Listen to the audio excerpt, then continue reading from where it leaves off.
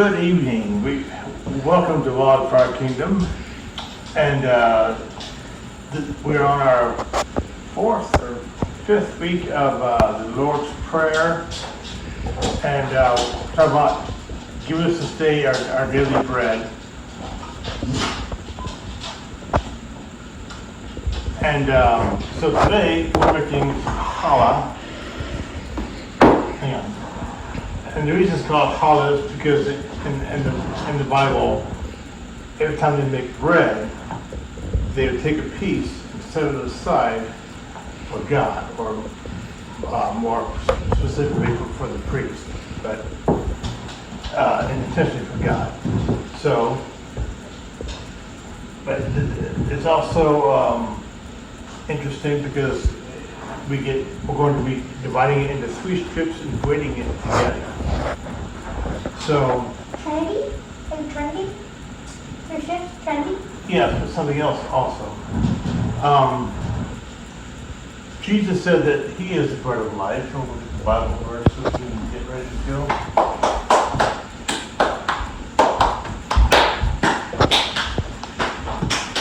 One of the unique things about challah bread is that it gets divided, it gets braided, divided into 3 pieces, 3 strips, and then braided together.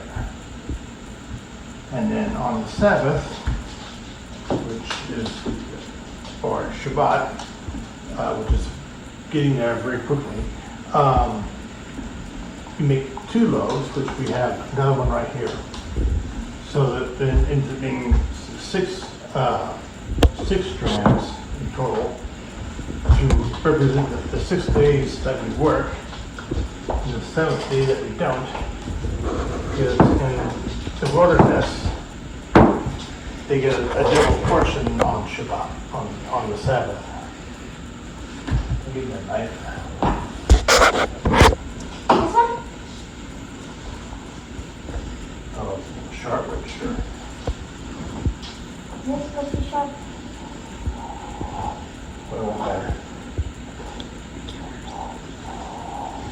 Anyway, another interesting thing is that go get the novel verse going.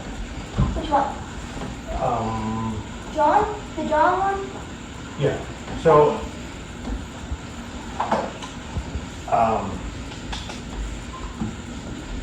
we talked about our daily bread. It's also talking about the Word of God. If you watched, kids, if you remember about a couple of years ago, we did that video of what you were standing by the fridge, and I decided that since some people only go to church and think about God once a week in church, that I would only feed you 1 day a week on Sunday, and that should be good enough for you. Maybe, and you'd be like, Mom! And like, okay, so the kids didn't like that idea, apparently. They didn't like the idea of only eating 1 day a week.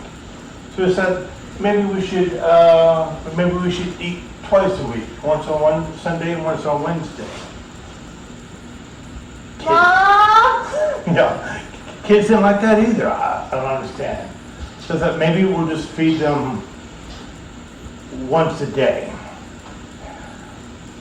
Mom! So when we're reading the Bible, reading it every day, and I feel like sometimes even when we do that, we kind of rush through it sometimes. And I'll read that verse. Yep. Then Jesus declared, I am the bread of life. Whoever comes to me will never go hungry. Whoever believes in me will never go thirsty. Never be thirsty. Okay, go and read the next one. Okay, number 2 is...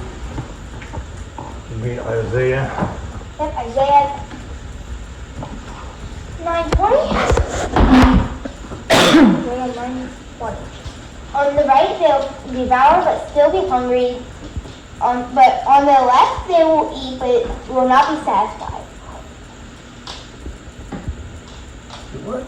On the right they will devour but still be hungry. On the left they will eat but not be satisfied. Okay. Next. Yeah.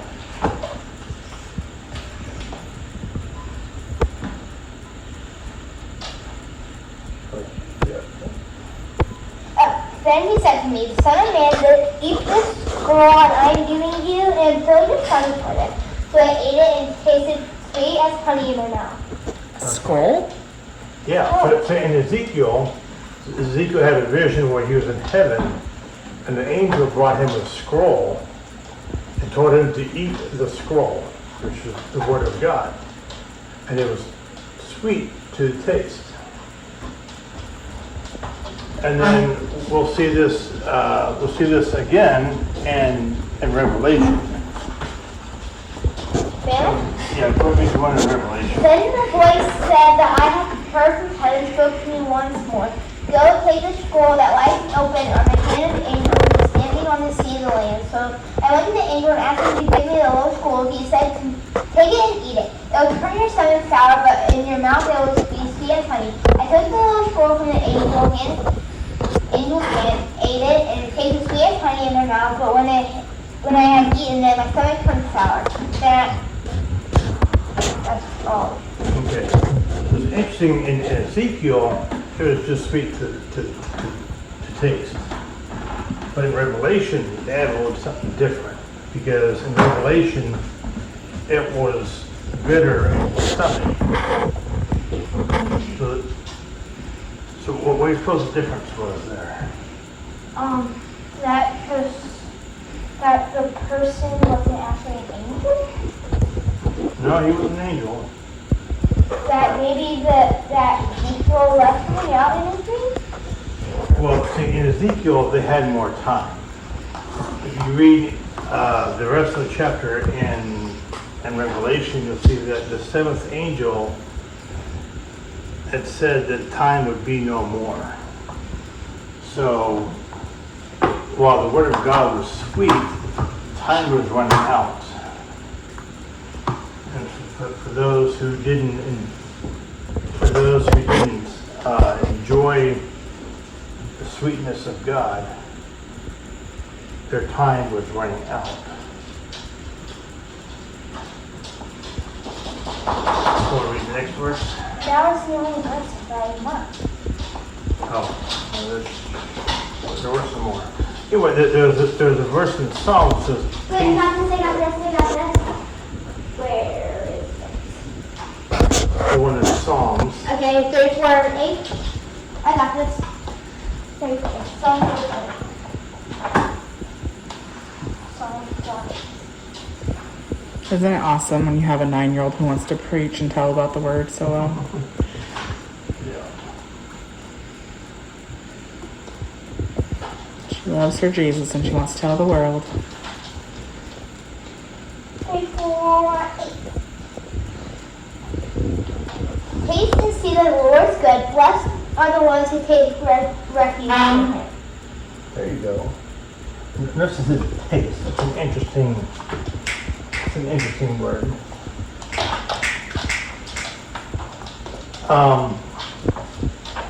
You wouldn't think of tasting the word.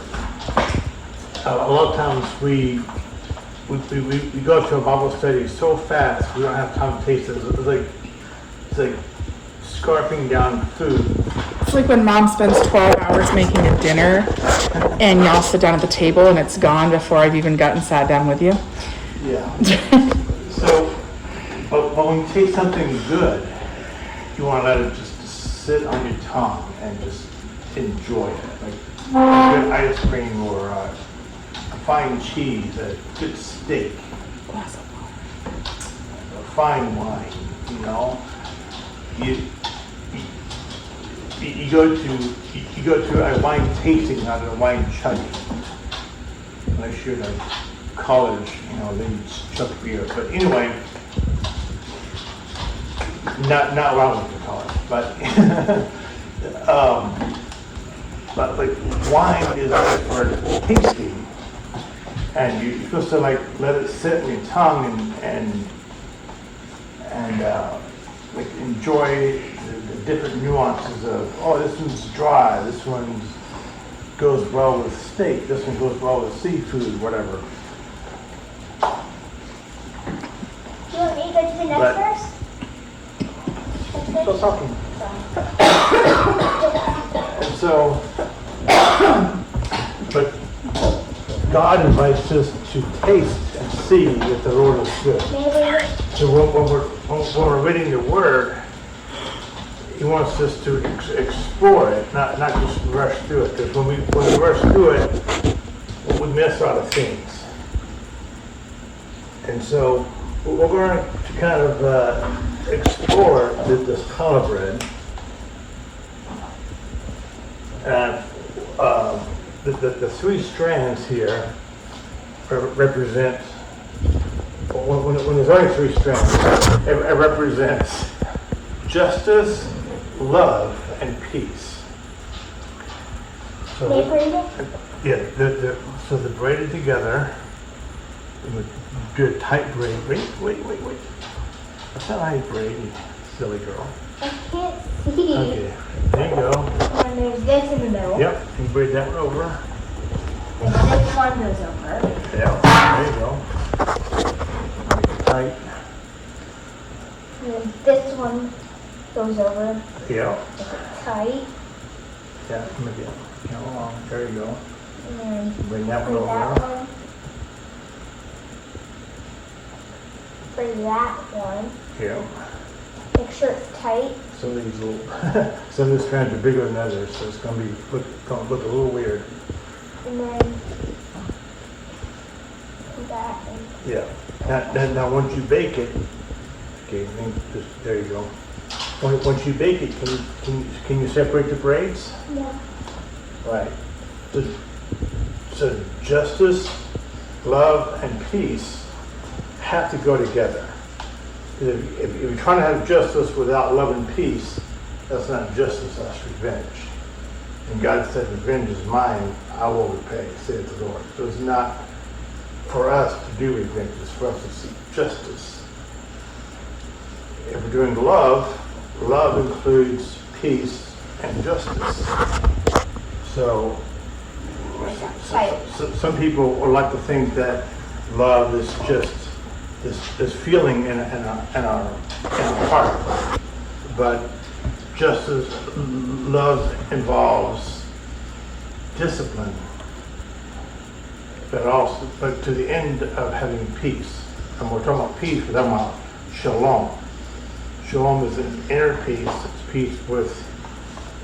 It's a peace not just with God, but with your fellow men, the people around you, the world around you. And so, when you're doing, you can't have love without justice and peace. And you can't have peace without justice and love. Because if you try to have peace but there's no justice, that's not peace at all. And there's no love, there's no justice. Because someone is doing something that's unfair. And so, whenever we see, we talk about, you hear the word justice, we talk about it a lot. And everyone wants justice warriors and whatnot. But what they really want is revenge. And if all you want is revenge, then that's not justice. If justice doesn't include love and peace for everyone, then it's not justice at all, it's revenge. So anyway, we're going to put this over here.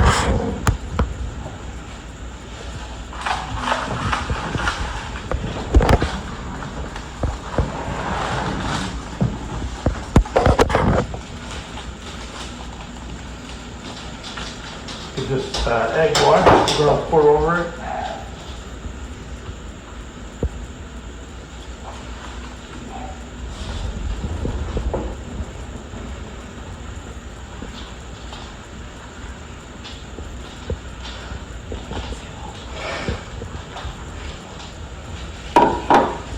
Got a rubber in there good. I should have had a beating brush, but couldn't find it in time. What? Couldn't find it. What? The basting brush, Oh, pastry brush. I have one. Also should have flipped your parchment paper over Oh, so it didn't curl that way. So you can actually see. and then, open some poppy seed. Can the chef in the house like make it so you don't have scrambled eggs around it?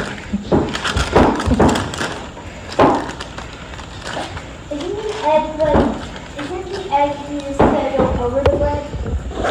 Yeah, that's what we just did. I want to do that. Hang on. Can you hold this for a second so mommy can flip this right onto the other part that's going to boil?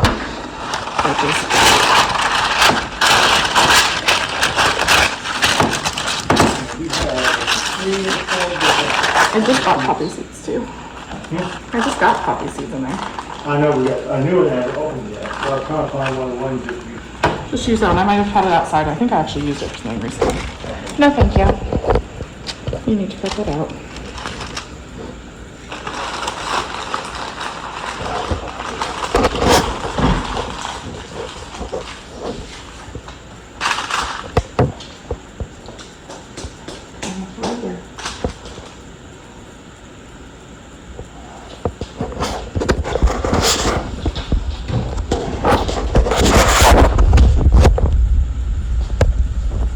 Now, is there a reason we can't put something else on it? Like, is there like a biblical reason why we can't put garlic or?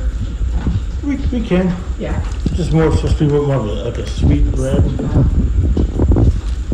Sweetish. I thought about putting honey on there, but apparently tradition has it that you dip it in honey once it comes out.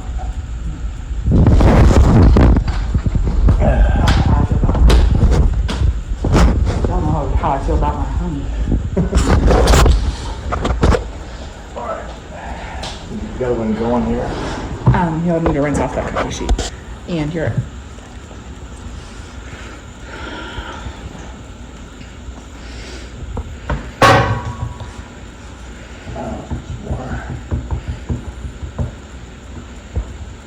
That'd be my pen bread for the fall. So the biblical man is also going to clean up the biblical mess he makes, right? That's right. Okay. Hope so. The mess of biblical proportions.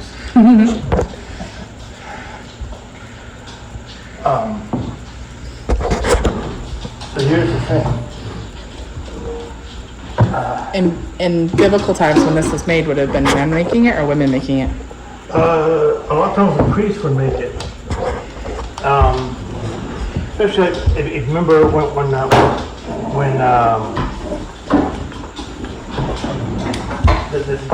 priest would make the holy bread, which looked just like this. The only time it's not done in a parade is on Rosh Hashanah, was the New Year, in which case it's a round loaf. You might have seen it on the Chosen, the scene where David comes to get the bread for his men because they were hungry, and he took the showbread. There was a round loaf. It was challah. There was a round loaf because it was from Rosh Hashanah. Is it still braided and braided into a circle?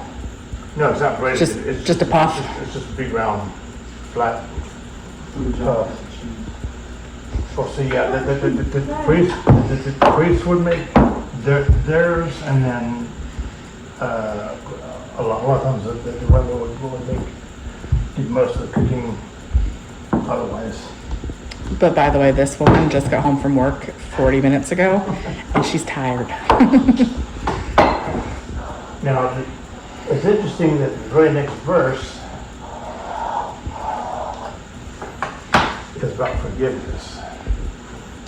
And Jesus talks about how we're supposed to forgive our debts as we forgive our debtors.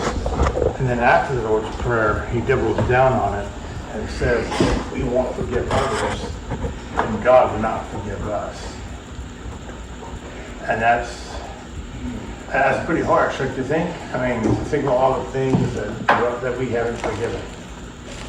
Think about how we treat each other every day. Well, we're always like Bickering. yelling, bickering, and screaming at each other. Did you have to look behind you when you said that? Well, Yeah, I did. the shoe fits. The muddy And- shoe. And not just the little things, but the big things. We've had a lot of terrible things happen in our family that one might say are unforgivable things. And yet, Jesus was forgiving people on the cross as he was being crucified.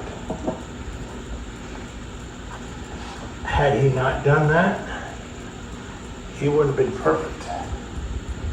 And his sacrifice would have been for nothing.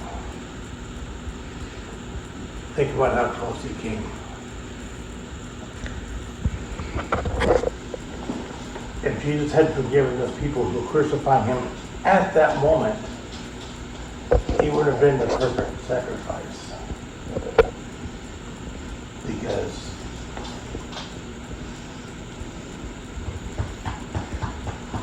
there's no bitterness in heaven.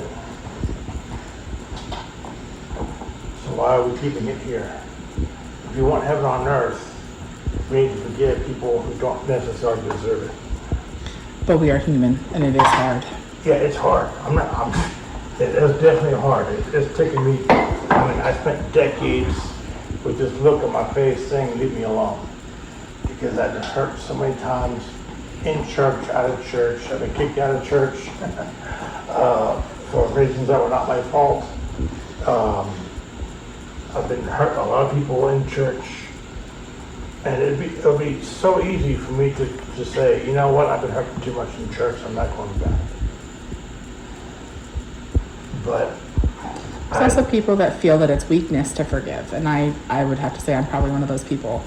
And I struggle with that one because I don't want to be seen as a weak person. I've always been very proud of being a very strong, not just mentally, but physically, emotionally, spiritually, the whole 9 yards.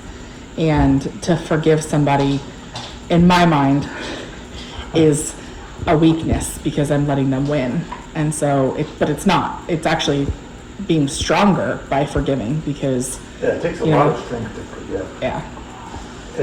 It's the easy way out is to hold a grudge. Yeah. But when we hold a grudge, then we're letting that person live rent-free inside our head. We're letting them steal our joy days, weeks, months, even years later. Because we're so mad at that person who did this thing so long ago. They may not even remember they did it. Most of them don't even remember they They did might it. not remember they did it, or they don't care, and yet you're letting that person control your bitterness. You're letting that person steal your joy for today. And then you take that bitterness and you let it carry over into how you treat other people. And so the true strength, you know, God is long-suffering. He lets us, we want God to do justice immediately. So we let people who hurt us weeks, months, years, years ago control how we have joy today. We let them steal our joy. Are you going to go and break that?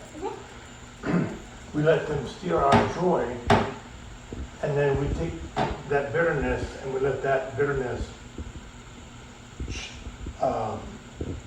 control how we treat others who have no idea what happened. Makes us jaded. Yeah. Well, it'd be jaded, or you just be mad at something like even later that day. Something later that day can get you in a bad mood, and you come home and take it out on your kids, or your siblings, or your parents. Spouse.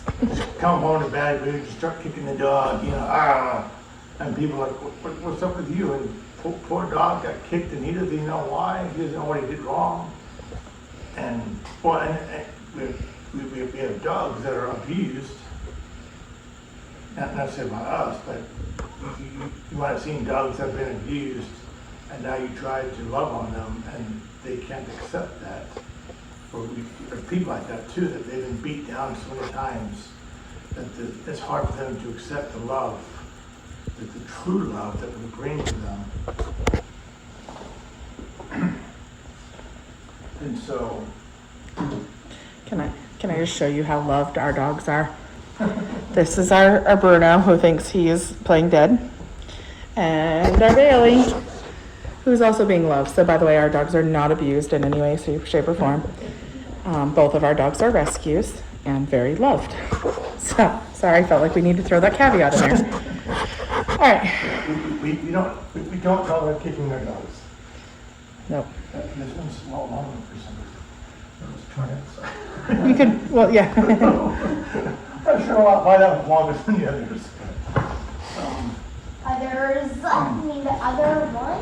And so, you know, some people like to say that, you know, all you do is say a prayer to get salvation, and then you just set the rest of your life. But Jesus was pretty clear that forgiving others is a key part of our salvation experience. And sometimes it takes a lot of time, but sometimes forgiveness is a daily choice. That is good, minute by minute, hour by hour, week by week, month after month. But we have to keep forgiving in order to experience the joy that God has for us. Like I said before, there's no bitterness in heaven, there's only joy. Why would you take the bitterness with you now when God is trying to bring heaven to earth through us? We have to, at the long break. We can loop it into a bowl, into a pan. Like, So, yeah. Joy, joy, joy, joy, down in my heart. Where? Where? I got the joy, joy, joy, joy down in my heart. Where? Anyway, so thanks for watching. We just went through 2 verses today. wait, there's still more verses. Oh, We are out of time. Peter, We are out of time, folks.